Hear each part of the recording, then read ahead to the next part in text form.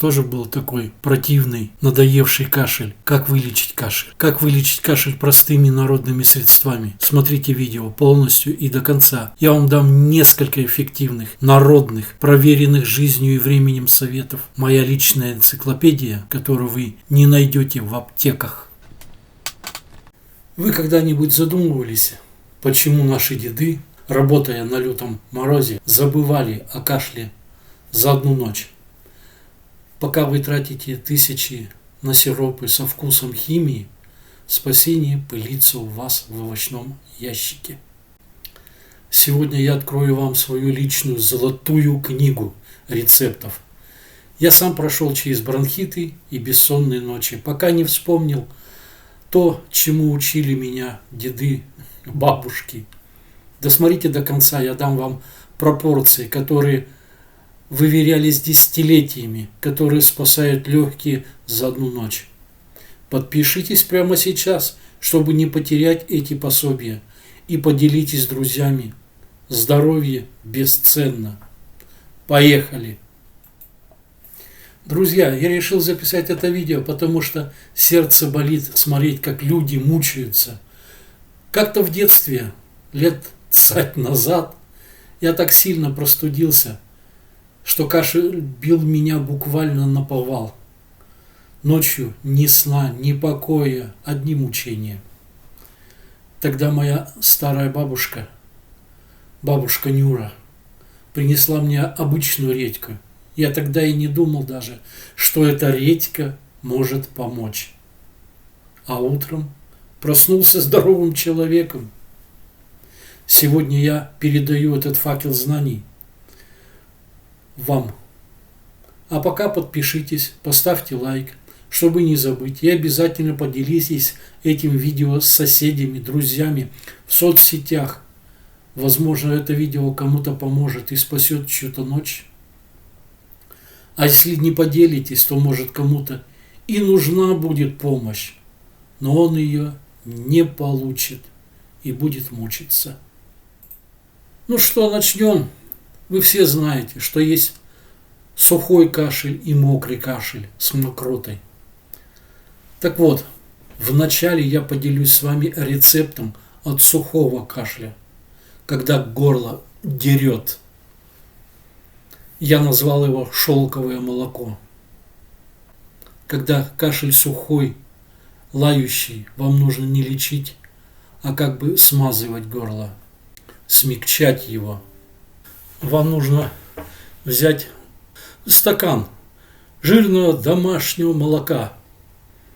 Берем 1 чайную ложку натурального сливочного масла, 1 чайную ложку меда и щепотку пищевой соды, буквально на кончике ножа.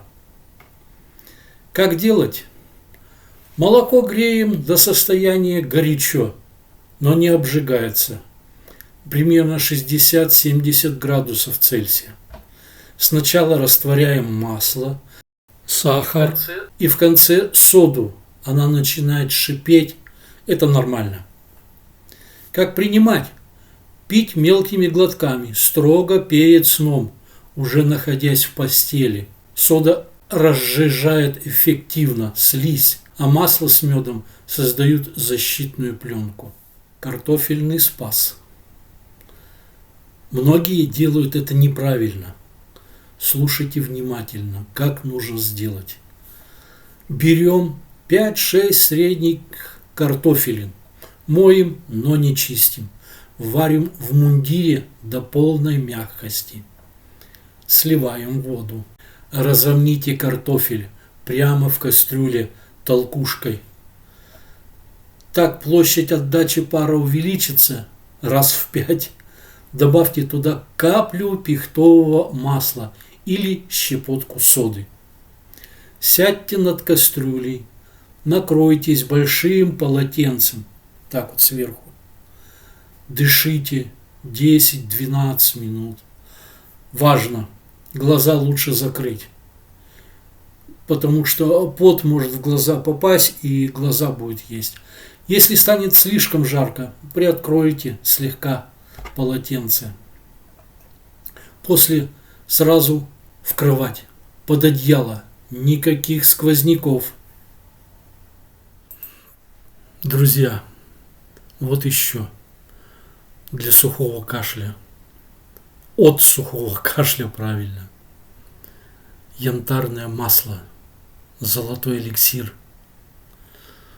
Бывает такой кашель, который я называю наждачка. Это когда каждое слово, как порез бритвой, но когда горло настолько сухое, что больно даже глотать слюну. В такие моменты обычно сиропы просто скатываются вниз, не помогают. Но есть старинный секрет, который я называю янтарное масло.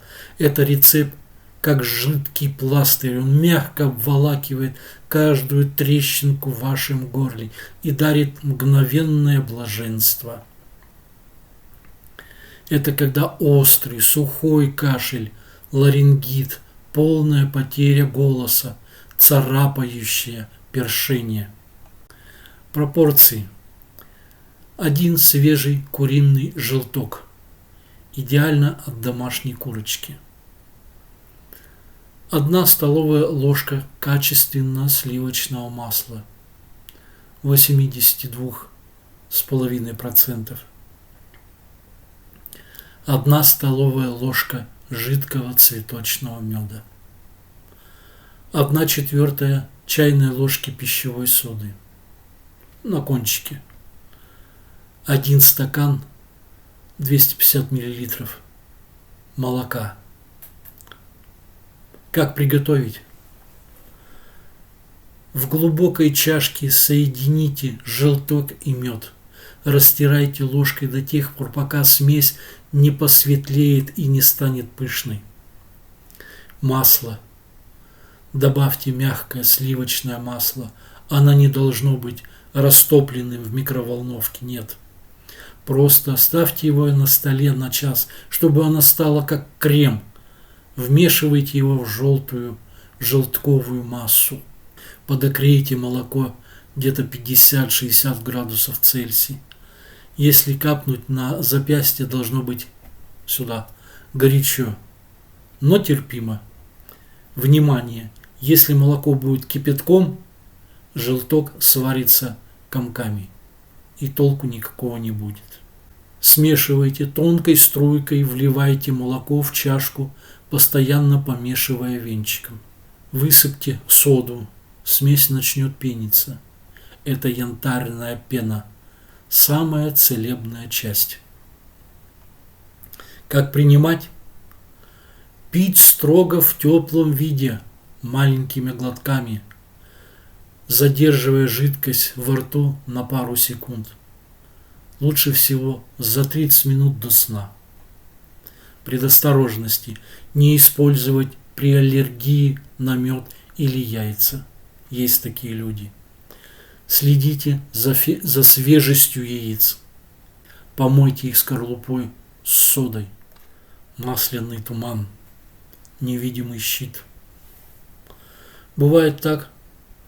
Ночь, ингалятора нет, в горле першит. И вы боитесь даже вздохнуть, чтобы не вызвать новый приступ. Бывает такое. У меня есть секрет для таких случаев. Я называю его масляный туман. Мы превратим воздух в вашей комнате в лечебное облако, которое будет лечить вас, пока вы спите. При каком кашле? Ночные приступы сухого кашля, вызванные пересушенным воздухом от батарей. Ну и как говорил, на батарейку, на отоплительную батарею положьте влажное полотенце, не до конца выжатое. Оно будет отдавать и насыщать воздух влажностью. Пропорции какие? 1 чашка 300 мл крутого кипятка, 1 чайная ложка масла, какао, продается в аптеке или в лавках здоровья, или оливкового масла, 2 капли эфирного масла, эвкалипта или чайного дерева по желанию. Возьмите широкую кружку или небольшую пиалу, налейте в нее крутой, только что вскипевший кипяток, Бросьте в воду масло, оно мгновенно расплавится, покрыв поверхность воды тончайшей масляной пленкой. Как принимать? Поставьте эту чашку на тумбочку, максимально близко к изголовью у вашей кровати. Масло не дает воде испаряться слишком быстро. Вместо этого в воздух поднимется тончайший, едва заметный глазу теплый масляный туман. Вы будете вдыхать эти частицы всю ночь. Они мягко увлажняют слизистую носоглотку и не дают ей пересохнуть до состояния корки. Предосторожности. Ставьте чашку так, чтобы случайно не смахнуть ее рукой во сне, кто размахивает. Если используете эфирные масла, убедитесь, что у вас нет на них аллергии. Ну а теперь поговорим о влажном кашле с мокротой, очищение легких. Как я раньше упоминал, черная редька, королева методов. Как выбрать? Берите редьку размером с крупный апельсин. Она должна быть твердой, как камень. Хвостик должен быть целым. Как делать? Срезаем верхушку. Это будет наша крышечка. Ножом или ложкой выковыриваем серединку, чтобы получилось углубление в виде чаши. Такая вот. И сверху потом закрывать. Внимание! Оставляйте стенки у редьки толщиной примерно 1,5-2 сантиметра. Не делайте их тонкими. И потом кладем внутрь 1,5-2 столовые ложки меда. Оставляем пустое место сверху, так как сок начинает прибывать и может перелиться. Настаиваем примерно 6 часов. Пить по 1 столовой ложке за 20 минут до еды. 4 раза в день. На ночь добавляйте в ту же редьку новую порцию меда. Одной редьки хватает на 2-3 дня. Потом она вянет. Вот вам еще луковая энциклопедия. Лук – это природный антибиотик. Вот вам 2 способа. Луковый сироп. Режем 2 крупные луковицы мелкими кубиками. Засыпаем в банки 4 столовыми ложками сахара. Тщательно трясем. Через 3 часа сахар вытянет весь сок. Пьем по 1 десертной ложке каждые 2 часа. Это вымоет инфекцию из бронхов. Второй способ. Лук на молоке для детей. 1 луковицу варим в стакане молока до мягкости. Лук выбрасываем. Молоко даем пить. Вкуса лука почти нет, а кашель улетает. Очень эффективно тоже. Друзья, вы думали это все? Я же обещал вам полную энциклопедию. Если ваши дети наотрез отказываются от лука, у меня есть для вас десерт, который лечит. Банановый кисель. А если кашель не дает уснуть даже на минутку, мы достанем старую сковородку и приготовим жареный, жженый сахар. Помните? Это те самые петушки, которые спасли и спасали нас в детстве. Но мало кто знает, что это мощнейшее лекарство от спазма бронхов. Бронхобальзам из жженого сахара. Сладкое спасение. Этот рецепт лучше всего подходит для блока. Ночная помощь, когда нужно быстро купировать приступ. Друзья, вспомните детство, когда кашель буквально выворачивал наизнанку, а мама доставала старую ложку и шла к плитке Сейчас я научу вас готовить легендарный жженый сахар. Лучшее средство от лающего кашля, которое действует мгновенно. При каком кашле? Это когда сухой, приступообразный, царапающий кашель, который мешает уснуть. Пропорции: 2-3 столовые ложки обычного сахара и полстакана горячей воды. Как приготовить?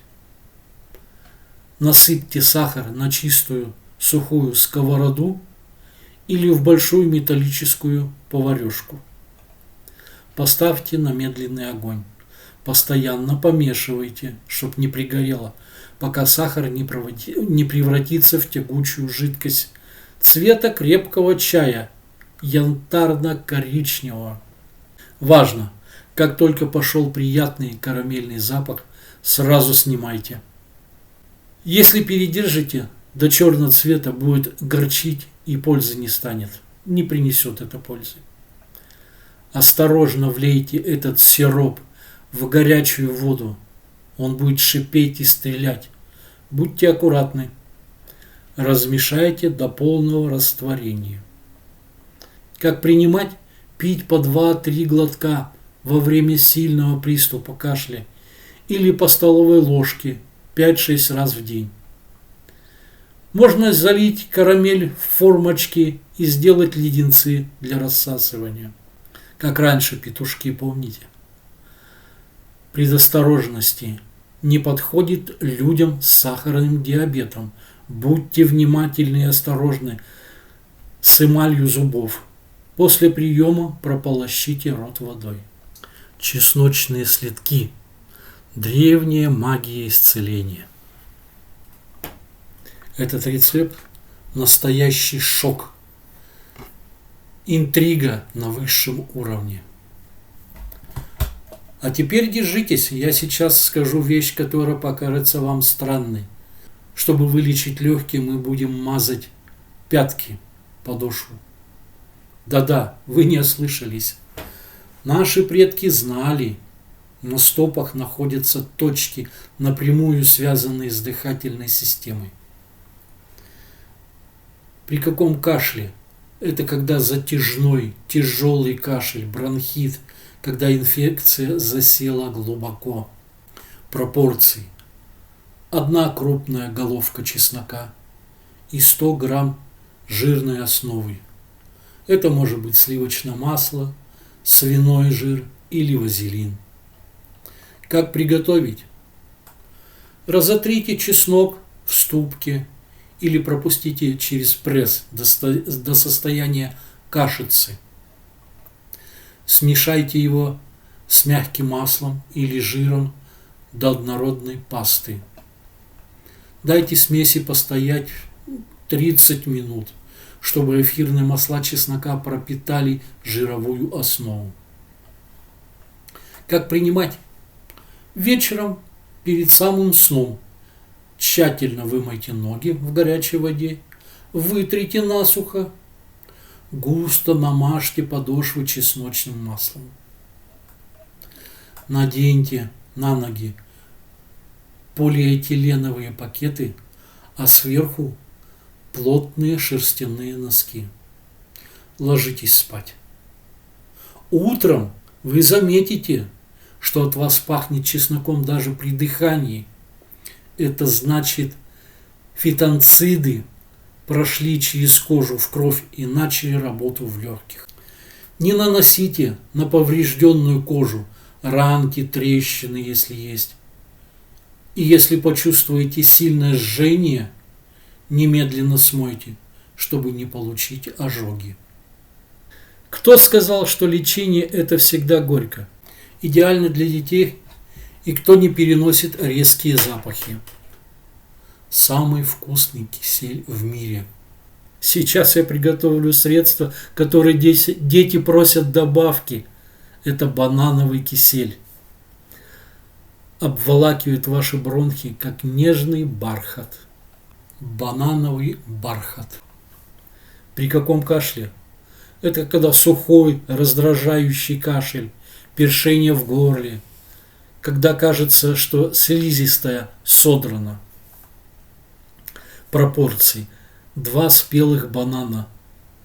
Лучше с черными точками, они слаще. 2 столовые ложки сахара или меда. И 400 мл крутого кипятка. Извините. Как приготовить? Очистите бананы и разомните их в глубокой миске вилкой до состояния жидкого пюре. Можно взбить блендером для идеальной гладкости. Добавьте сахар или мед. Залейте массу крутым кипятком. Постоянно, интенсивно помешивайте. Закройте крышкой и дайте настояться примерно 30 минут. Масса станет густой и киселеобразной. Как принимать? Принимать по полстакана в теплом виде каждые 2-3 часа. Каждый день нужно готовить новую порцию. Бананы быстро окисляются. Предосторожности. Банан – калорийный продукт. Учитывайте это. Мед добавляйте только в остывший до 40 градусов кисель, иначе он потеряет лечебные свойства. Сахар можно сразу. Почему мы говорим, например, о банане, о чесноке, о луке? Посмотрите, банан, сахар, чеснок, лук, редька – это же есть в каждом доме. Вам не нужно ждать открытия аптек. Вы можете начать спасать себя или ребенка, или вашего знакомого, родственника прямо сейчас. Обязательно напишите, знали ли вы про эти методы. С сжженным сахаром. Многие про него забыли, а зря. А вот еще золотой компресс. Горчица и мед. А теперь внимание, если кашель засел глубоко в груди, мы достанем его прогреванием. Этот метод я называю мягкая горчица. Пропорции 1-1-1. То есть все в разных частях. Сухая горчица порошок 1 столовая ложка. Мед натуральный 1 столовая ложка. Мука любая 1 столовая ложка. И растительное масло 1 столовая ложка. Смешиваем все ингредиенты до состояния липкого теста. Если слишком жидко, добавьте еще чуть-чуть муки. Сформируйте плоскую лепешку. Накладываем на грудную клетку выше сердца. То есть сердце у нас здесь и немножко сюда. Если на спину, в область межлопаток. Как делать? Кожу смазываем каплей масла, кладем слой марли, затем нашу лепешку сверху, пищевую пленку и теплый шарф. Держим от 40 минут до 2 часов. Зависит от чувствительности. Если начало сильно жечь, снимайте сразу. Когда? Только вечером, когда уже не планируете выходить на улицу. Запрещено при температуре. Когда высокая температура, этого не делайте. И вот вам еще атмосферная гигиена сна. Друзья, все это не сработает, если у вас в спальне, где вы спите и кашляете, пустыня Сахара, сухой воздух. Кашель любит сухой воздух. Если у вас жарят батареи, вы не выздоровеете.